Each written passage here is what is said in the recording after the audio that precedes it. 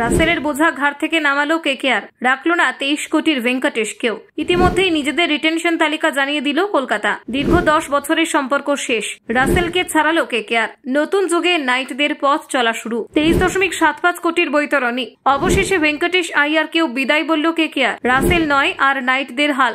বড় নিলামের আগেই কেকেআরের চমকপ্রদ সিদ্ধান্ত। ফুরিয়ে গেল রাসেল যুগ। ব্যর্থতার জেরেই বড় ছাঁটাই কেকেআরে, বড় বদলের ইঙ্গিত। এক ঝটকায় রাসেল, ভেঙ্কটেশ, গুরবাজকে ছাড়ল কেকেআর। অভিজ্ঞতার ভরসায় রাহানে। তারকাদের বিদায়। কোন পথে হাঁটছে কেকেআর? ছোট নিলামের আগে বড় ঝটকা। বিদেশি তারকাদের অর্ধেকই ছাঁটাই করল কেকেআর। নাইট রাজ্যে আমূল পরিবর্তন।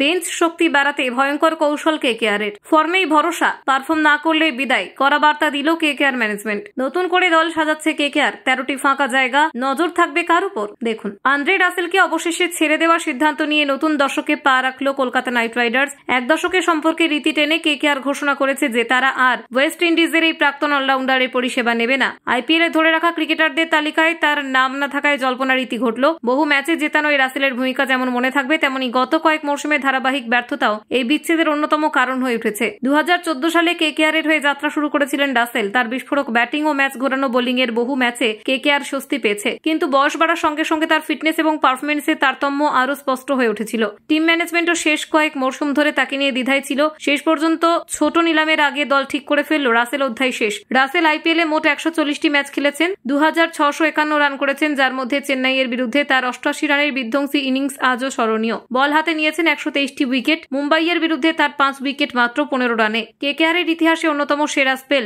এত সব সত্ত্বেও সাম্প্রতিক সময়ে সেই ধার ফিরিয়ে আনতে পারেননি তিনি। কেকেআর শুধু রাসেলকে নয়, ছেড়ে দিয়েছে ভেঙ্কটেশ আইয়ারকে। মাত্র কয়েক বছর আগে ভেঙ্কটেশ ছিলেন কেকেআর এর প্রধান ভরসা। 2021 মরশুমে তার আগমনীতেই ঘুরে দাঁড়িয়েছিল দল। ফাইনাল পর্যন্ত যাওয়া সেই যাত্রায় তিনি ছিলেন প্রধান স্তম্ভ। কিন্তু এরপর পারফরমেন্সে ধারাবাহিকতা ধরে রাখতে ব্যর্থ হন। গত বছরের নিলামে ভেঙ্কটেশকে চমকে দেওয়া 23.75 কোটি টাকায় দলে নিয়েছিল কেকেআর। ক্রিকেট মহলে প্রশ্ন উঠেছিল, এই মূল্য কি তার প্রাপ্য?